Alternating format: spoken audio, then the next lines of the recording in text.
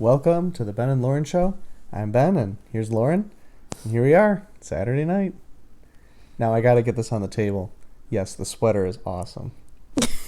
I'm looking at the preview, and I got my ugly sweater on, and it's just, the elephant in the room. I kind of feel like an elephant. I wasn't expecting you to start with that. Hey, when there's something going on, you got to address it right away. I'm wearing... We don't do ugly Christmas sweaters, but apparently we still have ugly sweaters. I'm wearing an ugly sweater. My favorite is the neck, personally. I think it makes you look like kind of one of those guys with the lace collars, in all the old pictures.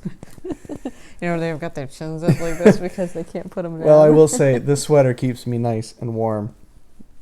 Speaking of it being warm, it's freezing outside. Yeah, we had a day of fall and then it became winter. Basically, most of the leaves are still on the trees and there's snow on the ground.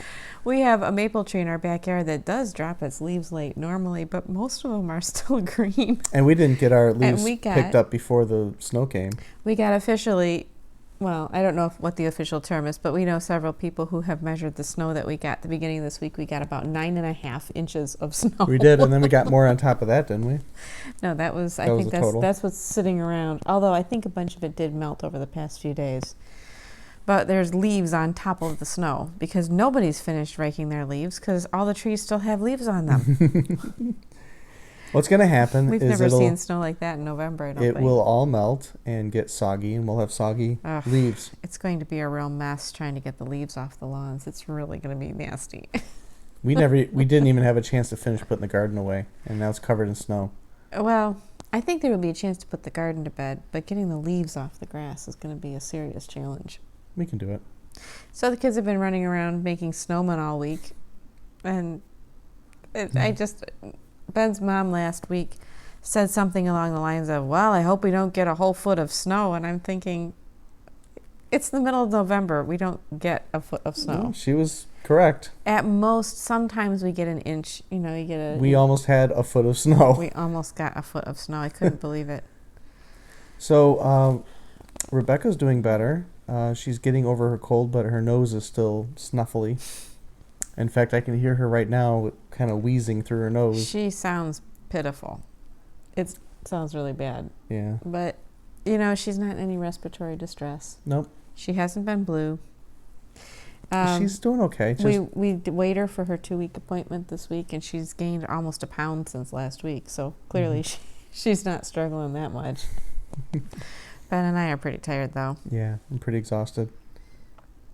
Oh, I kind of hear her in the other room. Yeah, we might end up needing to get her. But our newborns usually sleep really well. Mm-hmm. But her problem is every time we put her down, then her nose kind of blacks up a little bit, and then she starts thrashing around, and then she's awake, and then we're awake. And But this always happens with newborns. You've always got those interruptions in sleep. Usually not this severe. No. For us. No, this has been unusually bad. My comment is that Rebekah does not cry very loudly. I mean, she cries. I'm able to ignore it better than you are. It's disruptive, but it's not as loud as other babies we've had. There's been a few nights where basically I've been up with her for a couple hours, and it's like, at some point I need to sleep, so I put her into bed, and she starts crying, and Ben wakes up, and then he goes and gets her, and he walks her around for a little while and says, enough of this, she must need a nurse. He goes back and gives her to me, and I'm like, just put her back in bed and let her cry for a little while. Well, she did stop crying, didn't she? When I nursed her, yes, but then she was in bed with us the rest of the night, so then I can't sleep. Oh, well. I actually did try putting her back to bed one time. I walked with her for, I think it was about 45 minutes. It was between, it was 3 to 3:45, because I remember looking at the clock. Right, but the part of that story is that I'd already been up with her for over 2 hours. Oh, my. So I put her into bed, and I thought she was asleep because she wasn't crying, and then it didn't take any time at all before she was crying, and I picked her up again, walked her around for another 20 minutes, and finally I said, I need to sleep. Yeah, so that was the sleep that I got last night. What, was 45 minutes plus 20 minutes? Well, and then there was another, I don't know, maybe 2 hours after she went back to sleep after she was nursing, and I held her, but then I can't really sleep when I'm holding her. That's why I always put our babies in their own bed. If I can't sleep when they're in bed with us too well. Yeah. And it takes up a surprising amount of the bed. You'd think. You would Little think 9.5-pound baby. You'd think a little baby wouldn't take up much room, but somehow she takes up the whole bed. It's because you need space. I think it's because we have to move. We have to make sure that the blankets aren't over her, and that's why I don't sleep real well. I'm always concerned that she can't breathe. And Right. Anyway, Rebekah. So we're tired. And I've had a couple early mornings. Wednesday got up early, and then Friday got up early. Yeah, you started the sales training stuff this week. So I completed my first week of sales training, and it's been wonderful. I've been enjoying it a lot.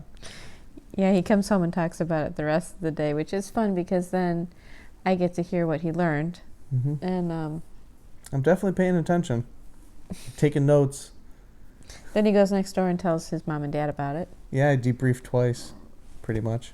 So whatever Ben is learning, the rest of us are learning with him. That's for sure.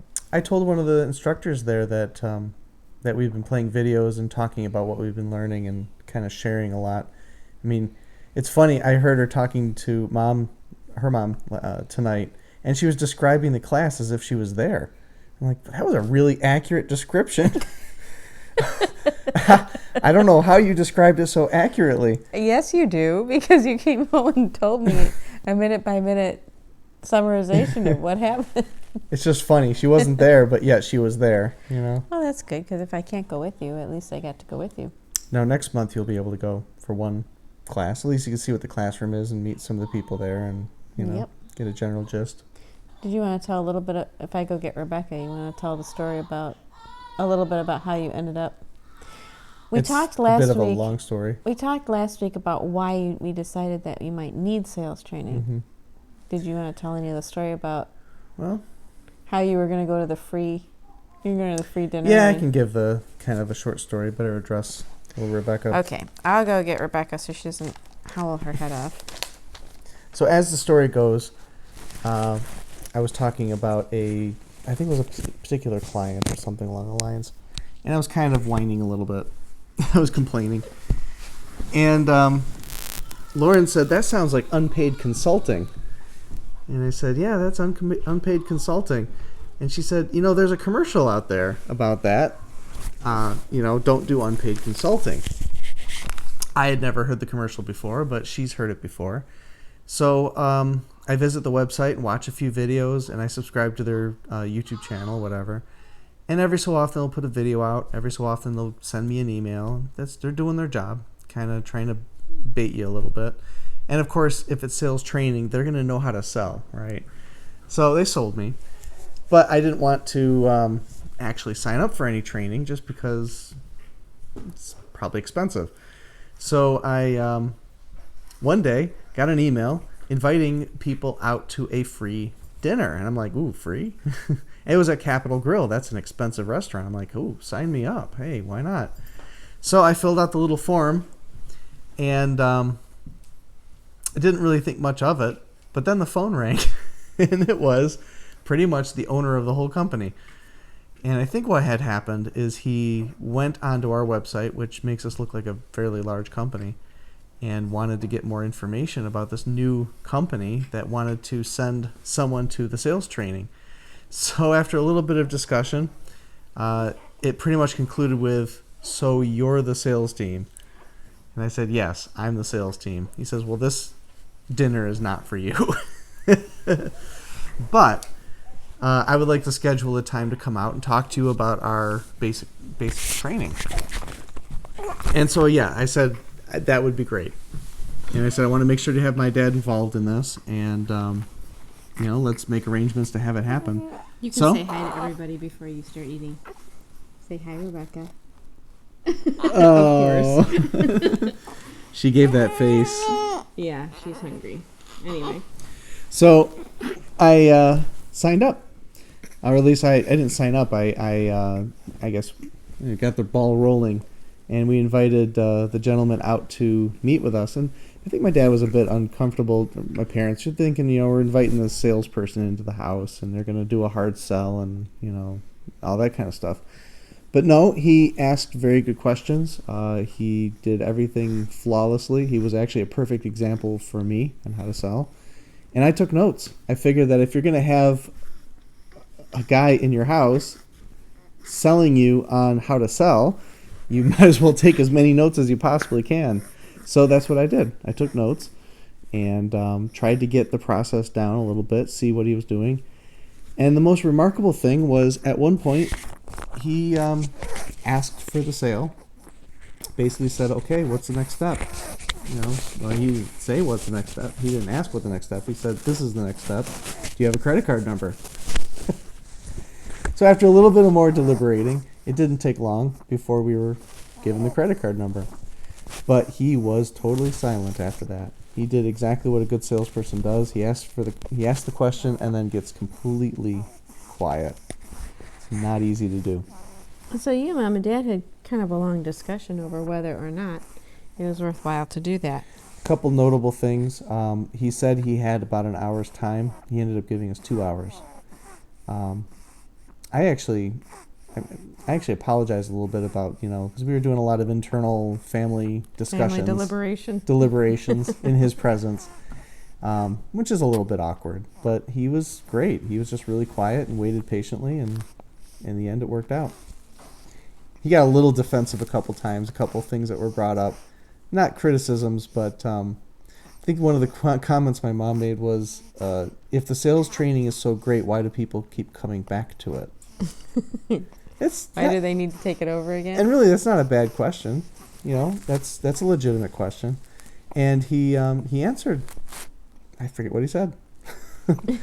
You forget? Well, it was something along the lines of, it's an ongoing training session, and it's because it works.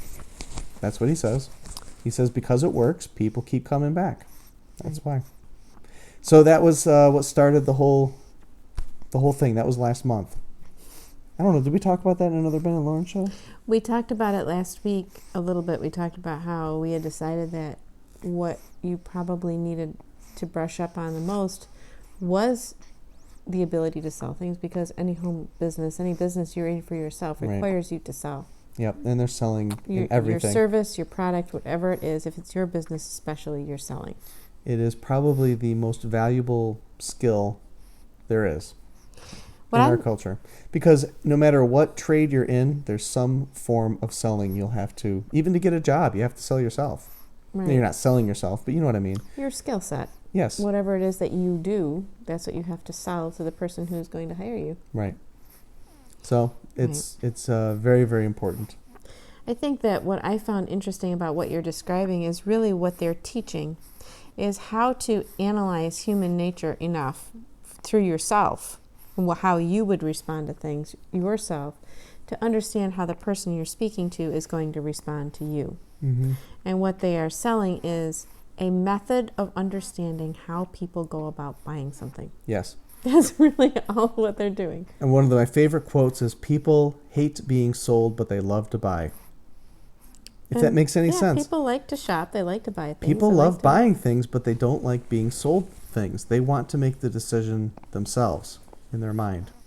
Right. They don't want someone telling them what they ought to do. Well, the best salesman that I ever met was very good at what he did. And he wasn't a professional salesman by the time I knew him. But what he was very good at was finding something that he really thought was important and was good, and then convincing you that it was important and good. Who is the salesman? The guy who helped us buy our house. Oh, yeah. And it worked fantastically well. Mm-hmm. For everybody involved. Yes, because he always believed in what he was trying to get you to buy. Mm-hmm. He thought it was a good idea for you, and so he was telling you why, based on why it was a good idea for him. And he never went to sales training. I don't think he needed to. He was a natural. Yeah. That was another thing that came up, is that the question is, aren't there people who are just natural-born salesmen and others that just don't have the knack? They're natural-born, not salesmen. And the truth is, it's a tough concept to grasp, but sales is something you either train yourself how to do or someone else trains you how to do. It's one of those two things, but there's training involved either way. I mean, I think it's a myth that some people are just born natural sellers. Well, it's similar to the idea that the best writers are just so incredibly gifted. They sit down at their keyboard or their typewriter and they just pound out the next great American novel. They practice without realizing all the skill is not, it's needed, but so is the craft. Mm-hmm. It is the understanding how to write well. Right. It doesn't just come naturally necessarily. So I'm taking kind of two classes. One is a foundations class when I'm starting kind of near the end, and then it's going to cycle back to the beginning next month. And then the other is a master class, which is way beyond where I am now. I mean, I'm here. That's up several stories up the house. But it's worth listening to. But it's very much worth listening to, and they really enjoyed putting me on the spot. And I think they were they were trying to put me in uncomfortable situations. And I have to be a little bit careful because I think the first time they really let you off easy.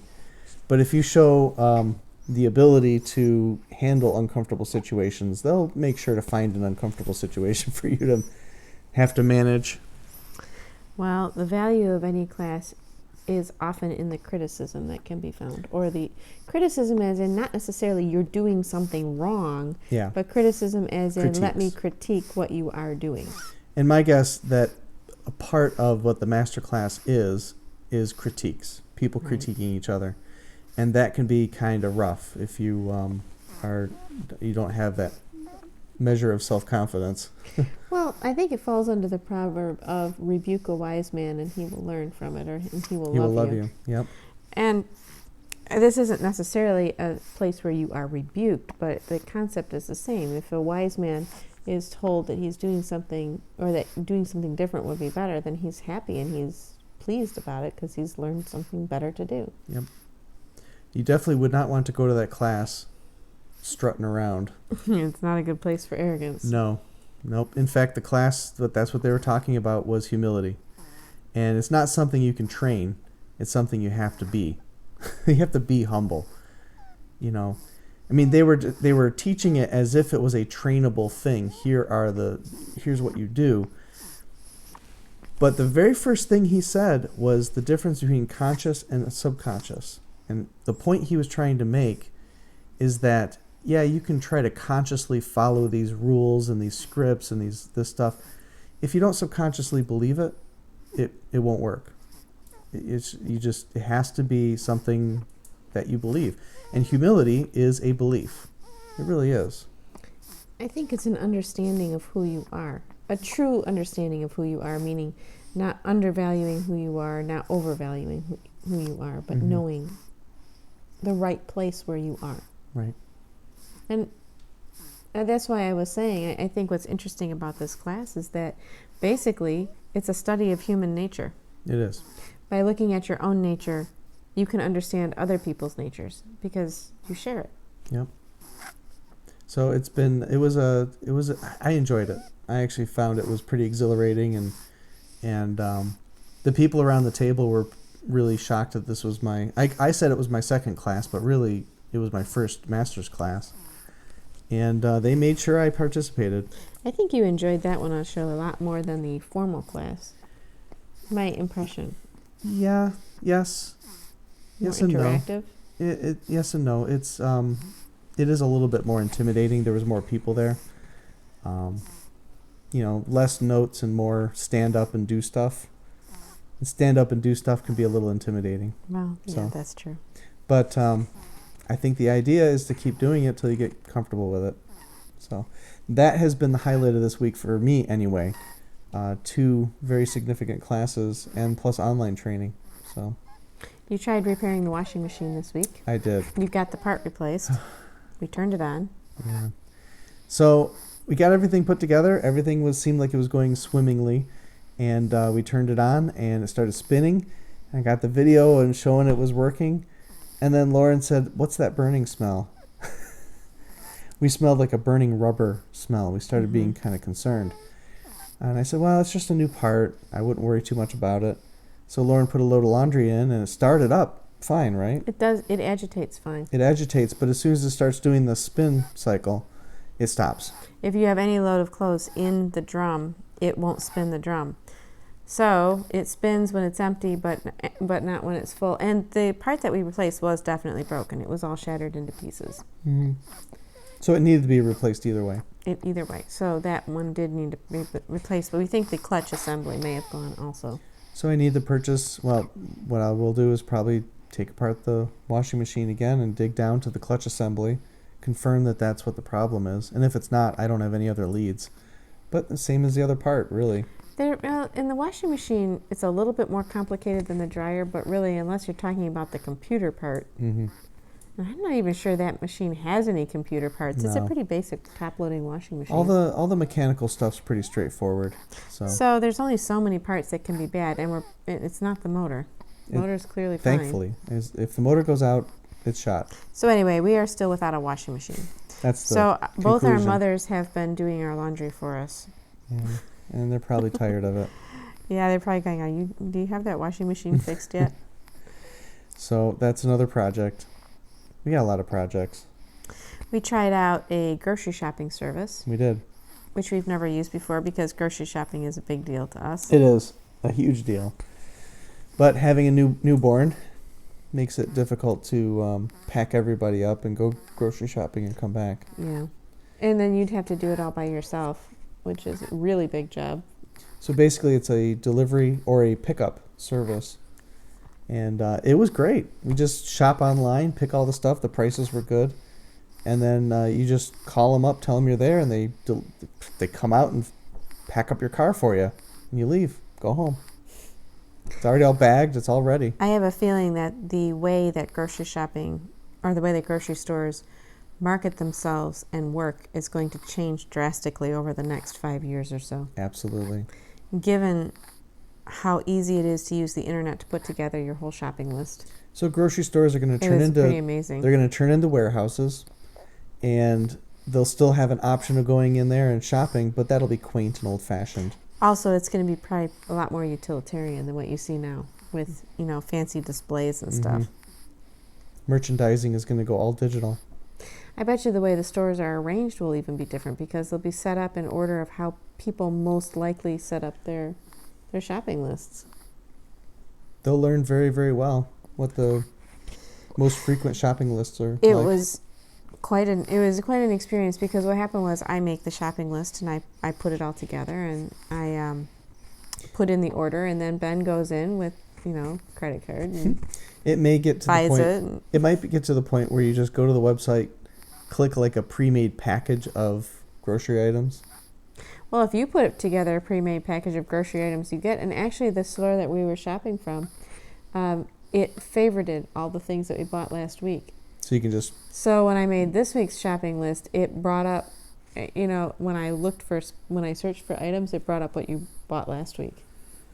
I mean, and if it's really doing well, it'll save your list from last week and ask you, do you want to modify this or just buy the same list over again? So you just, click what I got last week. Between that and Amazon, the way shopping works is going to change. It's really going to happen if our internet ever goes out. People are really going to be lost. Oh, yeah. No GPS, no shopping service, no way to just say, hey, Google, how do I do such and such? Oh, that would be just terrible. People are going to have a hard time if and when that internet goes out. If and when. I just can't help shaking the feeling that, when something seems too good to be true, it usually is. I see what you're saying. I just can't help feeling that at some point the internet's going to either become a bad guy for us or it's going to be not available to us. And I know, black helicopters, I know. It's very conspiracy-like. Just for the record, Selfridge is right next to us. And yes, we do actually have black helicopters fly over our house. Routinely. The big Chinook helicopters, they shake the whole house. So if we say we see black helicopters... We really do. We're not joking. I see the red one more frequently, the Coast Guard helicopter, because, we are a few miles away Not from only Canada. that, but when they fly overhead, sometimes it rattles the whole house. So you kind of start wondering. Anyway. So... You want to talk about the Torah portion? Week. Sure. We're at 24 minutes. Well, that's not too bad. So this week's Torah portion, we read it. We didn't. Last week we did 2 Torah portions, and we didn't even know what to talk about. Now we read 1 Torah portion, and it was about Sarah. I was a lot more awake this week, in spite of 6:30 in the morning, and then Rebekah not sleeping. I was still more awake this week. So our thing that we noticed this Torah portion had to do with Abraham buying the cave at Machpelah from the Hittite, Ephron the Hittite. We thought it was very, very odd, that whole transaction. And we were trying to view it from the viewpoint of Ephron the Hittite and the other Hittites around them at the city gates. And Abraham must have looked senile. He must have looked, from their perspective, like an old guy overcome by grief. Yeah, his wife dies, and he goes in, sees the first person. He goes to Ephron the Hittite, and he says, I want to buy a plot of land with a cave on it. Well, first of all, everyone's standing around, and he says to them, can you ask Ephron the Hittite if I can buy his land, even though he's standing right there. So and then you get the sense that Ephron? My brain is just crazy. Ephron the Hittite, you get the sense that he has opened up a bargaining. Yeah. First he says, you can just have the cave. And Abraham says, absolutely not, I'm going to buy it. Okay, so far so good. It sounds like they've opened negotiations. And he says, well, the land is worth 400 pieces of silver. But what's that between friends? What's that between friends? You get the sense that you've just had an opening bid. Yeah. And Abraham's like, okay, break out the silver and pay the man. That's it? Well, we started wondering, what was it about this particular cave and this particular location, or this whole scenario, that Abraham, who I'm sure was a financially savvy man to a certain degree, he's not a greedy man, but I'm sure he knew how to negotiate. I'm sure he knew how to negotiate. And usually the opening bid to a negotiation is not it. It is ridiculously high, typically. Astronomically at least twice high. what you want to actually get. Sometimes more than that. And we know Abraham was able to think a few steps ahead. You know from his negotiation with God over the situation with Sodom. Mm-hmm. And you know from the way he responds to, speaking of Sodom, the king of Sodom at one point, when that guy wants to reward him with, all the loot from the cities, and Abraham said, no, I won't take it, because then you'll say that you made Abraham rich. Right. So Abraham thinks several steps ahead normally. Yep. But to the Hittites, Abraham plays 4D chess. But to the Hittites, here they were opening the negotiation for this piece of land. And first of all, we were thinking about it. He asks for a cave at the end of a piece of farmland. It's not an expensive purchase. It's probably not a very good piece of land. It's a cave. It's probably not all that valuable. My guess is it wasn't all that valuable. And the most they were using it for was probably storage. It was essentially either a barn or it wasn't used at all. But it was a big deal because this is the first time Abraham's bought any land in the Promised Land. And the Hittites had to have known that it was unusual that Abraham spent his whole life camped out on other people's land. Never owned any, even though he had all that wealth. But he was making a purchase. It was the very first time he ever bought any land. Very first purchase of land. And I think, this is our theory, Abraham wanted it to be known. And he figured the best way to make it be known is to pay a ridiculously high price for it and have it be done with multiple witnesses at the city gate. Like pretty much everybody. People were there to pay their respect. Exactly. So Ephron the Hittite can boast to all the other Hittites and all the other nations and everybody he knows. He sold Abraham a junk piece of land for a ridiculous amount of money. So essentially it becomes legendary. Mm-hmm. So if Abraham or Isaac or Jacob or whoever is in ownership of that, it's ever in dispute, everybody will know. It's been passed down. The story is known. Everyone knows that famous day that Abraham bought this land for 400 shekels. this goofy, this worthless piece of land. They're probably saying, oh, we really got that Hebrew. Oh man, what a good deal. Or either that or Abraham was seemingly known for his wealth and his wisdom. But I think Abraham, in his mind, said it's worth much more than 400 shekels. No, I mean, Abraham being known for his his wealth and his wisdom means I pulled one over on Abraham. Right. Yep. I got 400 shekels out of Abraham for this piece of land. And if you read the way that Ephron the Hittite talks to Abraham, he definitely acknowledges that he is highly regarded It's in the land. deferential. First he says, you may have it. I won't even try to sell it to you, which is a sign of respect. Mm-hmm. And then he says, well, it's worth this, but what's that? Take the land and bury your dead. Yep. So he essentially offers to give it to Abraham for free twice. But Abraham, in his mind, definitely felt like he got the better end of the bargain. And truth be told, he probably did. I mean, who knows what Ephron the Hittite owns today?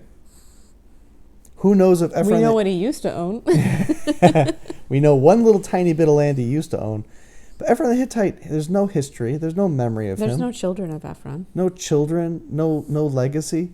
He's erased from history, but yet Abraham and that little plot of land that he bought from Ephron the Hittite for 400 shekels of silver is known. And look at it today. It's one of the most sought-after pieces of real estate in all of Israel. You've got several different religions fighting over it. Yeah. So that was our thought from the Torah portion.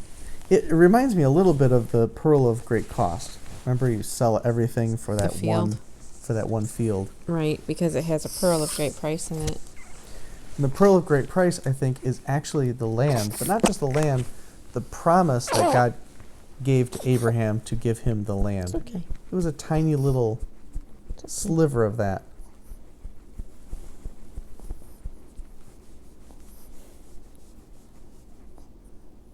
I disturbed her. Yeah. Well, it looks like she's asleep now. Kind of. She's sort of a heavy sleeper. Really. When she finally goes to sleep. Well, she's asleep now anyway. Yeah, her nose has been a big problem. So I think that pretty much wraps up the Ben and Lauren show. We should probably put the little one to sleep. The Ben, Lauren, and Rebekah show? The Ben, Lauren, and Rebekah show. Well, it's been the Ben, Lauren, and Rebekah show for the past 10 months? So this is actually the first Ben Lauren show that Rebekah's made an appearance, right? Well, as I pointed out, she was in all the other ones. Wow. I mean, I could set my teacup on her the last few times. And she'd kick it. Yeah, she probably would have. So I think this is a good opportunity to say good night, Lauren.